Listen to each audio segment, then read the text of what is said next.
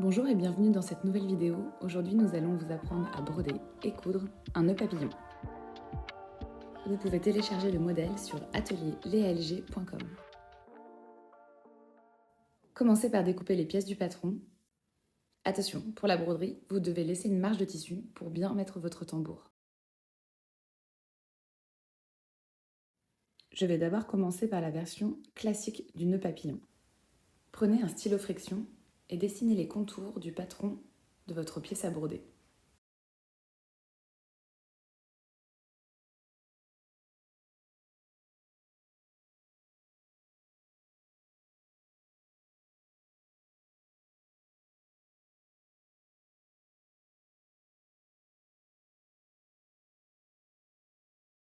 Redécoupez les parties à broder pour avoir le bon gabarit.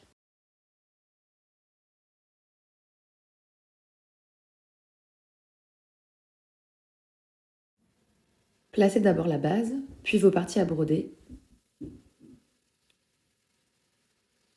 Vous pouvez ensuite retirer la base en faisant bien attention de ne pas bouger vos parties à broder. Et vous pouvez dessiner les contours au stylo friction.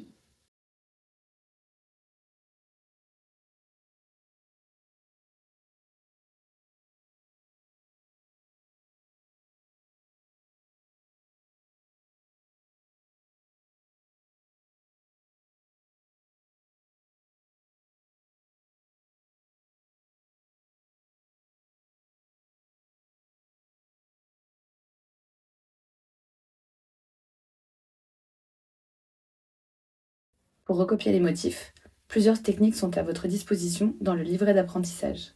Ici, j'ai choisi de les recopier à la main.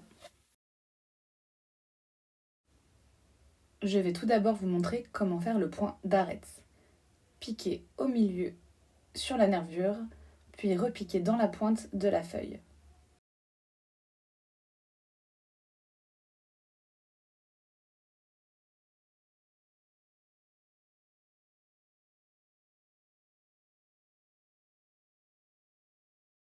Repiquez ensuite sur l'envers à gauche de votre premier point, puis repiquez dans la nervure au milieu. Passez ensuite sur la droite de votre premier point, puis repiquez dans la nervure. Vous allez commencer à voir une sorte d'épi se dessiner. Ressortez à gauche, puis repiquez dans la nervure, en descendant un tout petit peu votre point vers le bas de la feuille. Puis ainsi de suite, à droite, dans la nervure, à gauche, dans la nervure, etc. jusqu'au bout.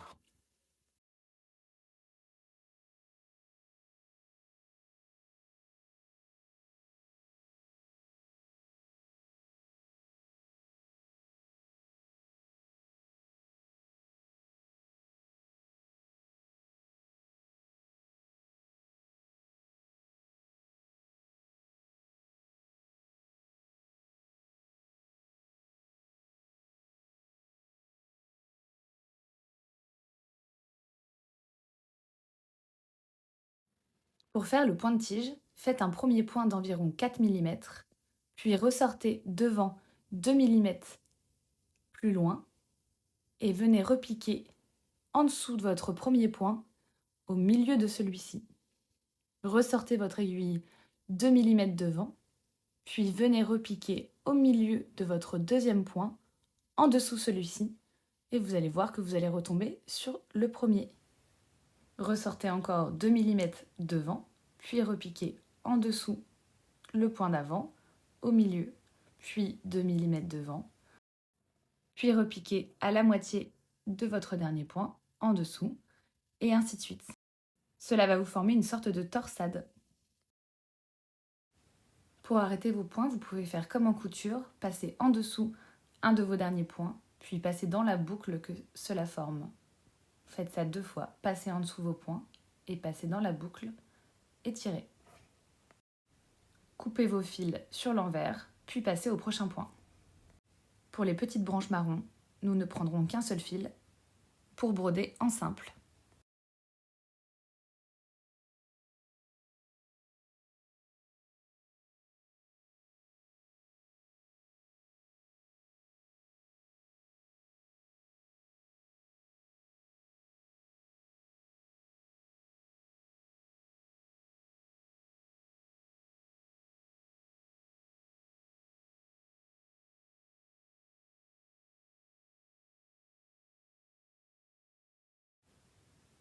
Pour ces petites branches, vous faites la même chose que le point de tige, mais en un seul fil.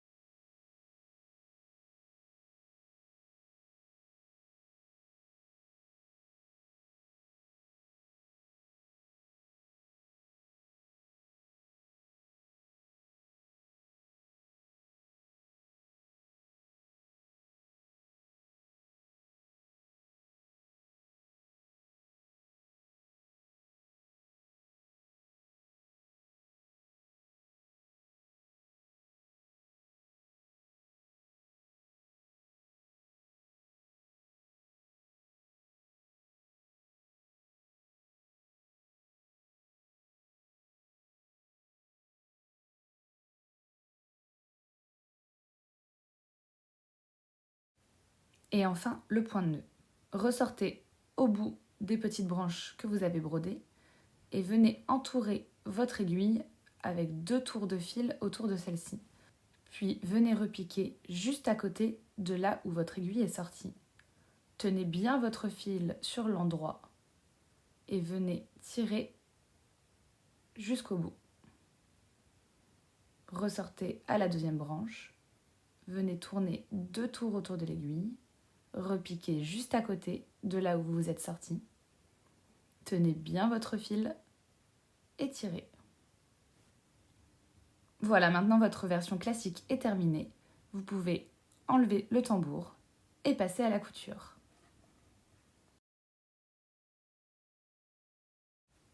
Pour la version aile de papillon, pensez bien à garder une marge pour la broderie pour pouvoir monter votre tambour facilement.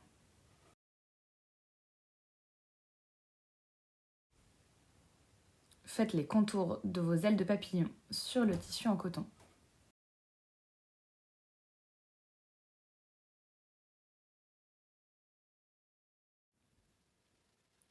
Une fois les contours dessinés, faites les contours de la partie à broder à l'intérieur des ailes de papillon.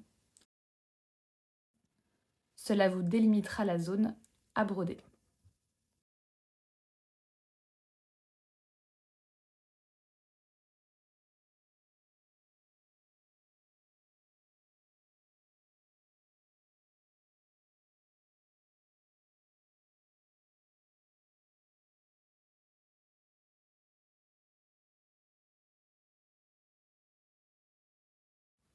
Comme pour la version feuille, vous pouvez retrouver plusieurs techniques pour recopier les motifs dans le livret d'apprentissage.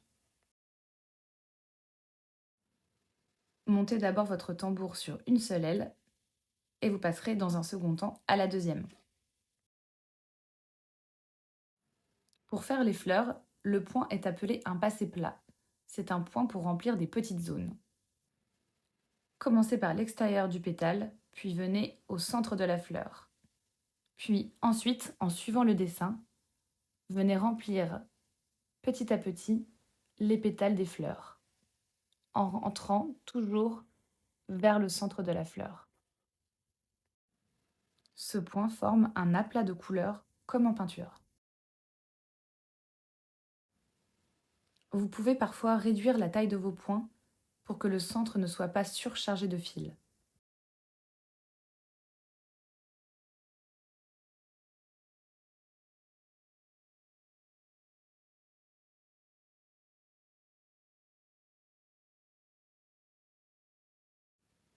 Pour les petits points et le cœur des fleurs, c'est un point de nœud. Faites exactement la même technique qu'expliquée auparavant sur la version feuille. Vous sortez votre aiguille sur l'endroit, vous venez faire 2 tours autour de votre aiguille, repiquez juste à côté de là où vous êtes sorti, tenez bien votre fil avec votre autre main et tirez sur l'envers. Cela va vous donner un petit nœud. Pour les feuilles, c'est également la même technique. Le point d'arête. Sortez au centre de la nervure, puis repiquez à l'extérieur de la feuille. Puis venez sur la gauche, piquer dans la nervure, puis sur la droite, piquer dans la nervure, et ainsi de suite pour former une sorte d'épi. Faites ce point jusqu'à remplir la feuille totalement.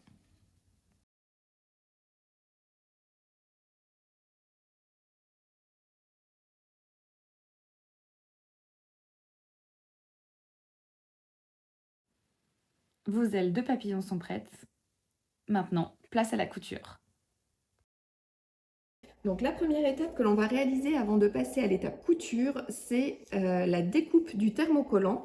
Donc le thermocollant, on va en mettre sur nos parties fond, donc on va couper x2, et sur la base du nœud adulte x2 aussi.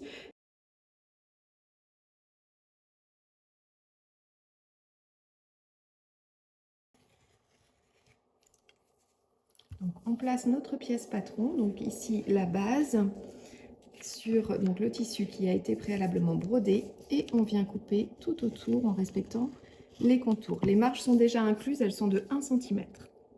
Donc toutes les pièces ont été coupées. Nous avons donc 2 fois dans le tissu la pièce fond, que nous avons aussi coupée 2 fois dans le thermocollant. Même chose pour la base, la bande de fermeture une fois dans le tissu et la bande tour de cou qui a donc été coupée au pli.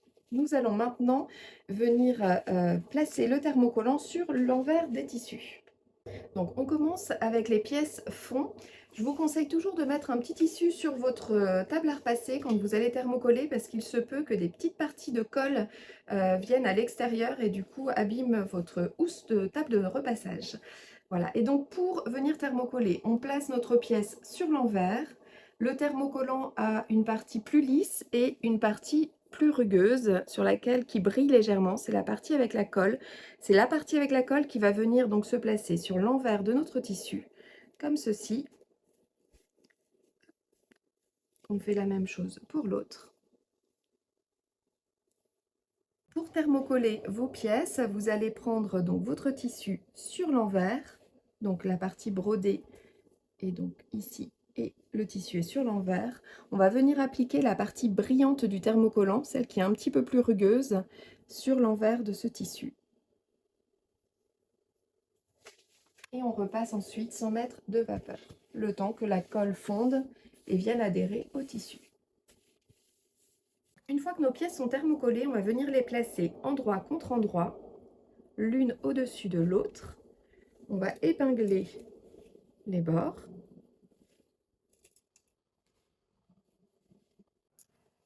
Et on va noter l'ouverture, une ouverture d'environ 4 cm que l'on va laisser. Ça nous permettra de retourner facilement notre pièce ensuite. Donc voilà, ça c'est la zone que l'on ne va pas coudre, qui nous permettra ensuite de retourner. Et nous, on va venir coudre à 1 cm du bord sur tout le tour. On passe maintenant à la couture.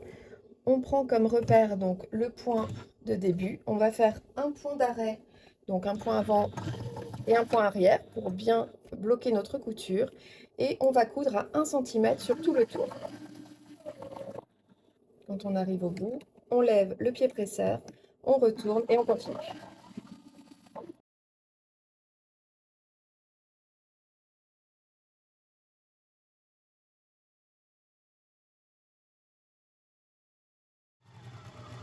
Voilà, et donc quand on arrive à nouveau sur notre repère pour l'ouverture, on va à nouveau faire un point d'arrêt, donc avec un point avant, point arrière, avant, et on coupe notre fil. Et voilà, donc notre couture est réalisée. On va faire exactement la même chose sur la deuxième partie. Avant de retourner notre pièce, on va venir cranter les angles. Donc on va prendre un petit ciseau et on va venir couper ici en laissant bien 1 à 2 mm pour ne pas fragiliser notre couture. Ça évitera d'avoir des surépaisseurs de tissu dans les angles. On fait ça pour les 4 angles. Voilà, donc on va maintenant venir retourner notre pièce, donc grâce à l'ouverture que l'on avait laissée. Donc on prend le temps de faire passer le tissu donc de l'autre côté.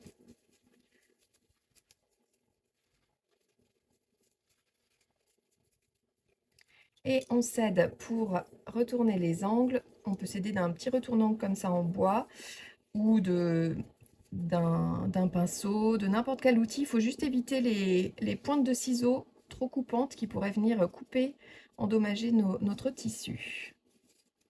On va maintenant repasser notre pièce pour être sûr de ne pas abîmer la broderie. Je viens placer un organza dessus, ça peut être un voile de coton, n'importe quel tissu, et je viens repasser donc mes angles. On a donc enfilé un fil assorti à notre tissu donc sur une aiguille et on va refermer l'ouverture à la main. Donc j'utilise un fil double avec un nœud au bout donc pour bloquer. Et je vais ensuite prendre un tout petit peu de tissu d'un côté, comme ceci, et je vais venir piquer en face, un petit peu à l'intérieur de la marge de couture, ce qui me permettra à ma couture d'être vraiment invisible. Et en fait, je vais tracer, on peut imaginer un petit peu comme des créneaux d'un château. Voilà, donc je fais d'un côté, de l'autre. Et donc on continue comme ça tout au long de l'ouverture. On n'a pas besoin de serrer forcément beaucoup au fur et à mesure, on le fera à la fin.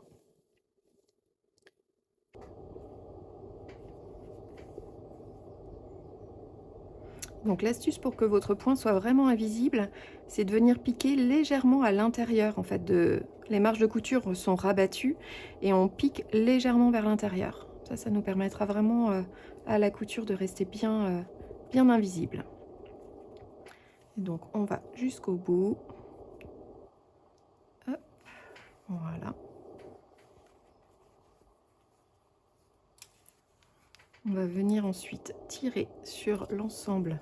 On fait attention de ne pas tirer trop fort non plus pour ne pas casser notre fil.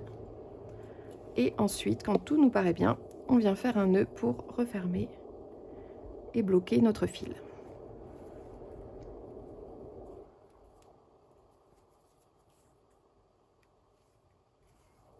Et on repasse ensuite à l'intérieur.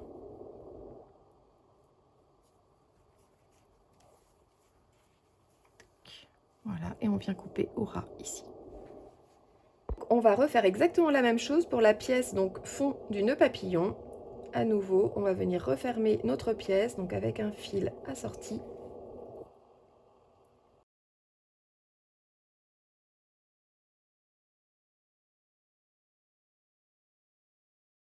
Les pièces fond du nœud et base du nœud sont maintenant cousues. Nous allons venir les placer l'une au-dessus de l'autre et nous allons réaliser le pliage. Donc pour le pliage, on vient plier endroit contre endroit les deux pièces en même temps. On replie vers l'extérieur chaque partie et on va maintenir ça en place en piquant dans le centre donc un fil qu'on va venir enrouler. Et ensuite, le nœud sera maintenu par la bande de fermeture que l'on va réaliser juste après. Donc là, c'est juste pour maintenir la forme en attendant de placer la bande de fermeture. Donc voilà, et puis on vient ensuite ajuster en fonction de ce que l'on veut. On va maintenant réaliser la bande de fermeture. Donc notre tissu va être plié endroit contre endroit sur la longueur. Et on va venir donc épingler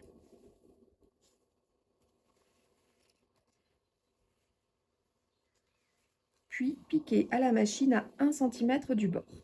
Donc on commence nos coutures par un point d'arrêt.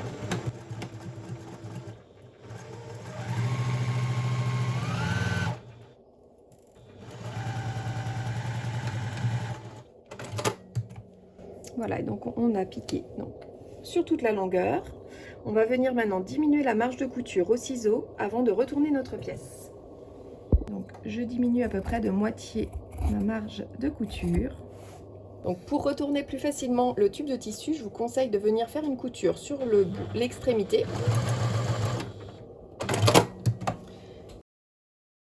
Voilà, et ensuite on pourra utiliser une paille ou un outil retourne-bande, retourne-biais que l'on peut trouver en mercerie. On le met dans la pièce et on utilise la deuxième partie donc pour retourner facilement notre pièce. Et voilà. Ensuite, la couture, vous viendrez la placer au milieu, comme ça elle sera cachée à l'intérieur. L'extrémité, on va pouvoir la couper puisqu'on n'a pas besoin de garder une partie fermée. Et on va repasser donc en plaçant la couture comme ça sur le milieu. Et cette couture, elle ne sera pas visible puisqu'elle restera à l'intérieur. Pour de jolies finitions, je vous conseille de venir rentrer la marge de couture à l'intérieur sur une des extrémités. Vous allez ensuite reprendre donc le nœud et vous allez enrouler la bande de fermeture autour. Alors, elle est volontairement beaucoup plus longue que ce qui est nécessaire. Donc, vous allez recouper l'extrémité en fonction de la longueur que vous souhaitez avoir à la fin. La seule chose qu'il faut penser, c'est que vous allez rentrer ensuite la bande de tour de cou à l'intérieur. Donc, gardez quand même une petite marge pour pouvoir placer la bande de tour de cou. Donc, on vérifie, on voit si on peut passer et on coupe. Donc, ici, on a 1 cm de trop. 1,5 cm. Hop. On va venir ensuite glisser du coup notre extrémité donc dans la partie hop, que l'on a rentrée et on viendra coudre fixé avec un point à la main.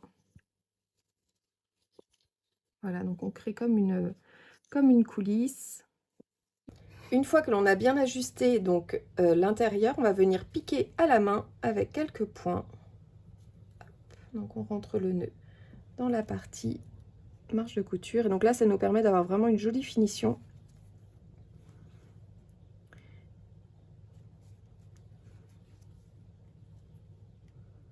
On fait quelques petits points, on pique d'un côté puis de l'autre.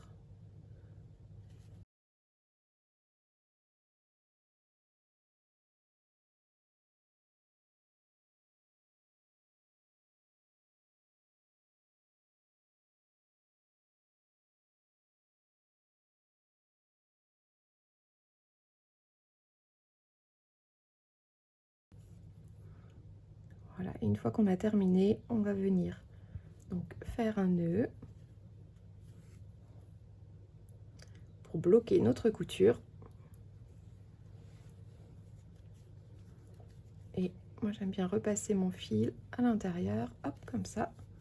Voilà, ça lui donne, et je coupe ensuite.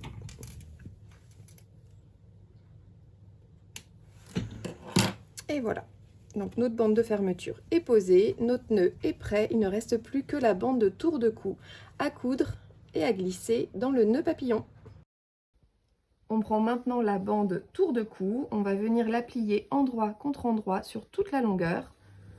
On épingle.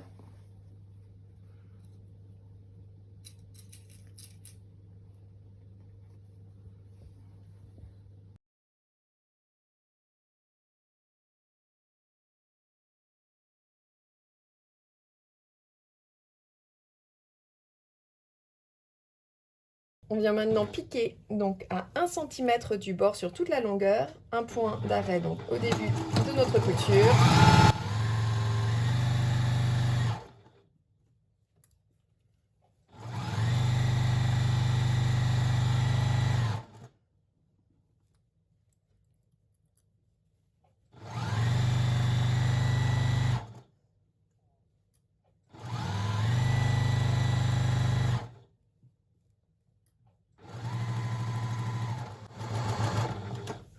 Et pour nous aider à retourner le tube en tissu, je vous conseille donc de faire quelques points aussi dans l'angle, dans une des extrémités. Avant de retourner la bande de tour de cou, je vous conseille de venir diminuer les marges de couture. Donc vous coupez à peu près la moitié de la marge de couture, ça fera moins d'épaisseur ensuite à l'intérieur.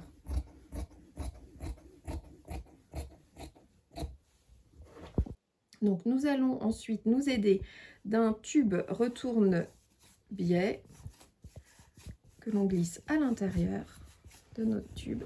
Hop. Donc là on a la couture qui bloque et on va ensuite prendre la deuxième partie. Et voilà, ça nous permet de retourner notre pièce quand même de façon rapide et assez facile. Et on va ensuite repasser en plaçant à nouveau la couture à l'intérieur. Donc je vous conseille de venir rentrer les marges de couture à l'intérieur pour avoir de plus jolies finitions, comme ceci. Hop, donc là on a un petit peu plus de largeur que pour la bande de fermeture, donc c'est plus facile à faire. Voilà, on va faire la même chose de l'autre côté. Et donc ensuite, soit on place un bouton pression que l'on pose avec une pince ou un bouton pression à coudre, donc ça fait que le tour de cou ne sera pas réglable, soit on utilise les attaches de nœuds papillons que l'on peut trouver en mercerie, et ça vous permettra d'avoir donc un tour de cou et donc un nœud papillon réglable, ajustable en fonction de la personne. Placer donc l'attache de nœud papillon, je prends la partie qui a un crochet, donc cette partie-là, je vais venir glisser une des extrémités à l'intérieur et je replie comme ceci. Et ensuite, je viens piquer à la machine. Ici, on peut aussi faire un point à la main si on préfère, hein, mais... Donc, le crochet se trouve dirigé vers l'intérieur. On va venir coudre maintenant donc, au bord, ici, cette partie. Comme on a une surépaisseur du fait des tissus qui sont repliés, je vous conseille de placer au niveau de votre pied presseur soit un support, soit des chutes de tissu que vous allez plier pour avoir autant d'épaisseur, soit comme ici une chute de cuir, de façon à ce que votre pied presseur soit bien plat au moment de démarrer la couture.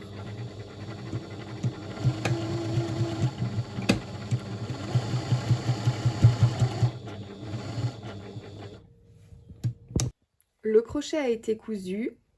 On va venir maintenant placer la pièce comme ceci, en passant donc une première fois à l'intérieur. Donc c'est la pièce qui va rendre le nœud réglable. Donc on glisse d'un côté ou de l'autre et de l'autre. Voilà, comme ceci. On vient ensuite placer la petite partie avec la boucle. Donc ça se place, l'endroit, vous voyez la partie arrondie, vous allez la retrouver sur l'endroit. C'est ce qui nous permettra ensuite d'accrocher donc notre nœud au crochet. Maintenant, il va falloir fixer cette partie, la repasser en fait à l'intérieur. Donc ce qu'on va faire, c'est qu'on va donner du mou, on va donner un peu de marge ici. J'étire mon tissu de façon à récupérer de la place. La partie sur laquelle j'ai placé la boucle vient ici. Alors si vous êtes gêné par les surépaisseurs, parce que je vous ai dit tout à l'heure, on rentre les marges, on peut les enlever à cette étape-là, on refera. Ça permet d'avoir un petit peu moins d'épaisseur de tissu. Donc on vient reglisser notre tissu, notre bande de tissu, juste ici. C'est l'étape un peu délicate, mais c'est pas compliqué, il faut juste prendre le temps. Donc du même côté, vous voyez, hop, donc j'ai reglissé du même côté et je viens remettre, donc je fais exactement la même chose que tout à l'heure. Je viens replacer à nouveau ici. Je ressors mon tissu. Voilà, donc là, j'ai deux boucles. Je vais maintenant venir fixer l'extrémité à mon tissu. Donc je refais le rentré de marge de couture pour avoir une finition plus propre. Je peux m'aider de mon petit outil pour rentrer mon tissu à l'intérieur. Voilà. Et je vais venir coudre cette partie, hop, ici. Alors là, je vais coudre à la main parce que passage à la machine n'est pas utile et ne va pas être très facile vu les épaisseurs. Donc je viens piquer ici à la main. Avant de coudre à la main, je vous conseille d'épingler cette partie-là et de vérifier que tout est bon, tout se positionne bien. Donc vous mettez une épingle, donc là c'est la partie, et ensuite vous tirez. Voilà, ça vous permet de contrôler le montage de votre tour de cou. On vient ici placer, voilà, et donc là c'est tout bon. On pourra régler facilement à la taille du cou de la personne. La bande tour de cou est donc cousue, elle est réglable grâce à notre système d'attache. Nous allons maintenant la glisser dans la bande de fermeture de notre nœud papillon. On prend la partie crochet puisque cette partie réglable a des surépaisseurs qui seront plus difficiles à passer à l'intérieur.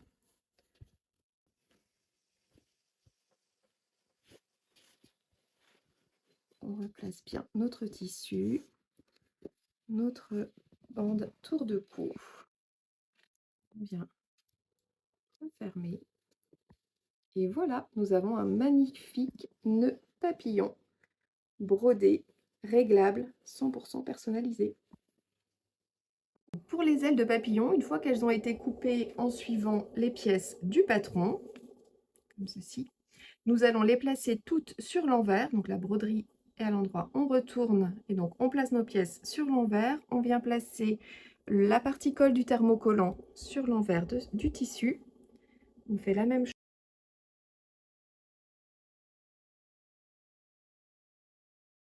Avant de piquer les ailes de papillon, on les place endroit contre endroit, donc la partie base et la partie brodée. On fait la même chose pour l'autre aile, partie brodée au-dessus. On reprend le gabarit avec lequel on a brodé et on va venir tracer tout autour au stylo friction.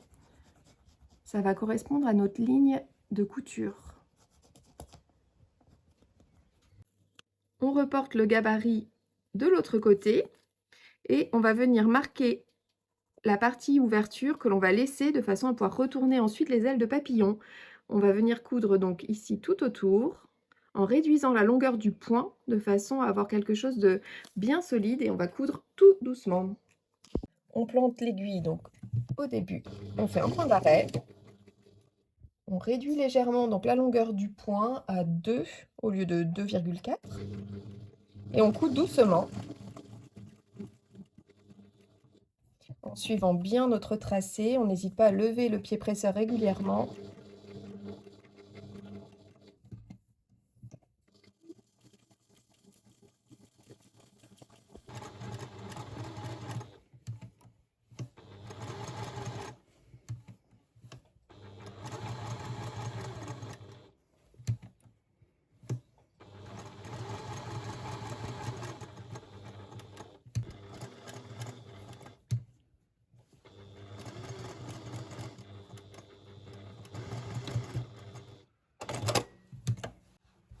Et voilà, on va faire exactement la même chose donc sur la deuxième aile. On va maintenant venir cranter certains endroits donc de l'aile, donc par exemple cette partie-là. On fait bien attention à rester, à garder suffisamment de tissu par rapport à notre couture. Voilà, on diminue un petit peu les marges de couture de façon à ce que ce soit qu'il n'y ait pas de trop de surépaisseur au moment où on va retourner. On crante les arrondis, pareil légèrement.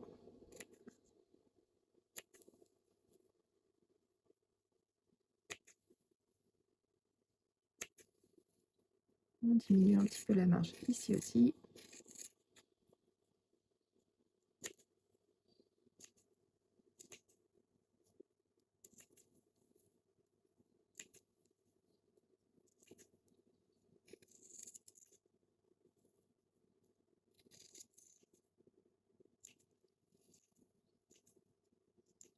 On fait exactement la même chose sur l'autre aile. Les deux ailes de papillon ont donc été cousues. On a cranté le tour, on a laissé l'ouverture. On va maintenant retourner chaque aile en ouvrant donc au niveau de la partie ouverture.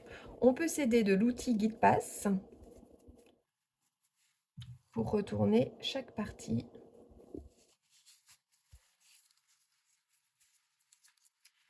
Et on prendra soin ensuite de retourner tout doucement les angles, tranquillement. Donc c'est la partie la plus minutieuse.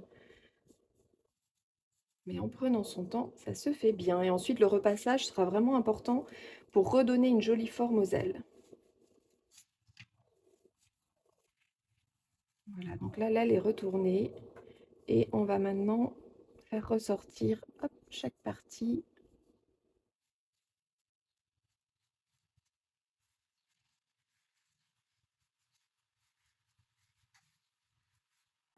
Une fois qu'on a bien fait ressortir tous les angles, on rabat les marges de couture vers l'intérieur. On va venir repasser. Donc pour être sûr de ne pas abîmer notre point de broderie, on va placer un petit voile de coton ou un organza au-dessus.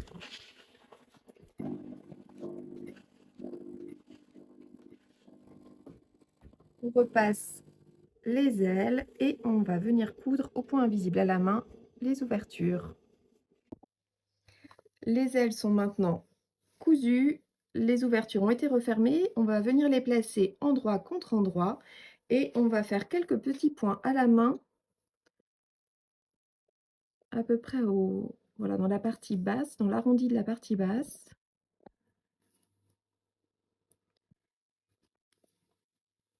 Pour les maintenir ensemble, comme ceci. On prend ensuite la base de notre nœud que nous avons cousu avant, de la même façon que sur la version classique. On recrée le pliage. On le maintient. On superpose les ailes et on va venir placer notre fil et l'enrouler. Alors, il faut maintenir un petit peu à la main au début. Voilà, on va enrouler ça, hop, comme ceci.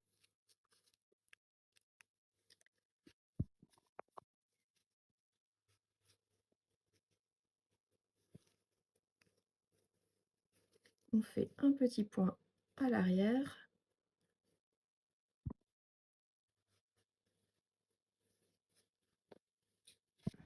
On prend maintenant la partie barrette, donc qui a été préalablement thermocollée.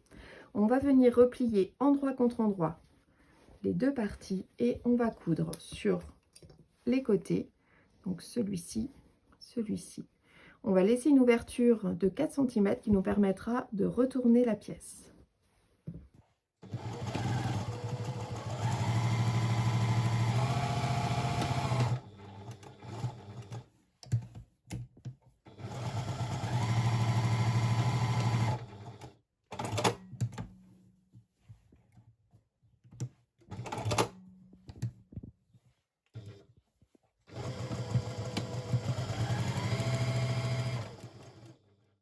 Avant de retourner notre pièce, on va venir cranter les angles.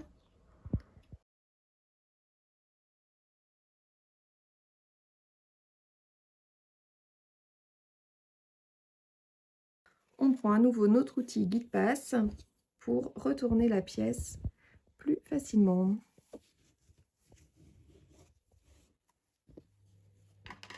On ressortira ensuite tous les angles.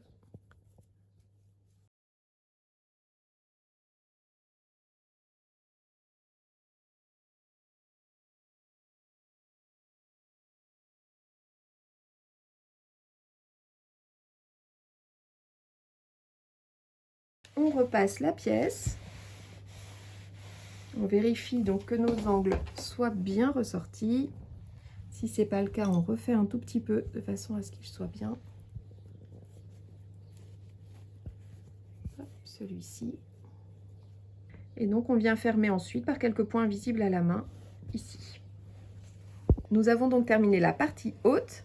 La partie barrette est cousue. On va réaliser maintenant le pliage de la partie barrette. Donc on plie endroit contre endroit.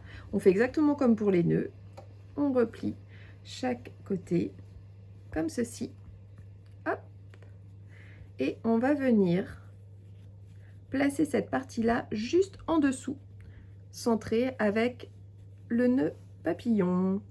Je vous conseille de piquer d'abord par quelques points à la main avant de venir placer la bande de fermeture, ce sera plus facile. Voilà, donc on fait un petit peu comme tout à l'heure, c'est juste pour maintenir. Comme ça nous permet de bien replacer nos pièces. On prend ensuite la bande de fermeture. Alors, si vous arrivez à rentrer les marges à l'intérieur, c'est possible. C'est une petite pièce sur la taille enfant, donc on va rabattre la marge de couture de 1 cm. On va placer notre pièce ici. On va venir faire le tour et on va regarder. On a une partie qui va être à recouper une fois qu'on a ajusté. Voilà, donc on garde 1 cm, un petit peu plus si on veut replier. Hop, on recoupe le surplus. Ici. On rabat et on va venir piquer avec notre fil qui était resté. Hein, ne le coupez pas, du coup gardez le fil qui a permis de faire le maintien, puisque du coup c'est celui que vous allez prendre ensuite pour coudre à la main la bande de fermeture. Et la barrette sera glissée ensuite dans cette bande de fermeture. Donc on vient piquer comme ceci.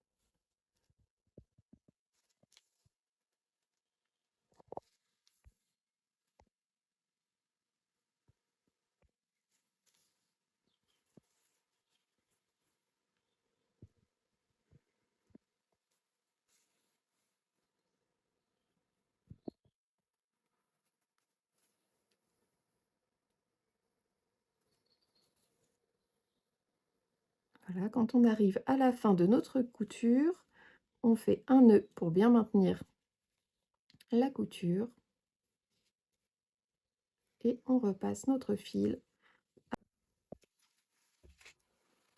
On prend ensuite notre petite barrette croco.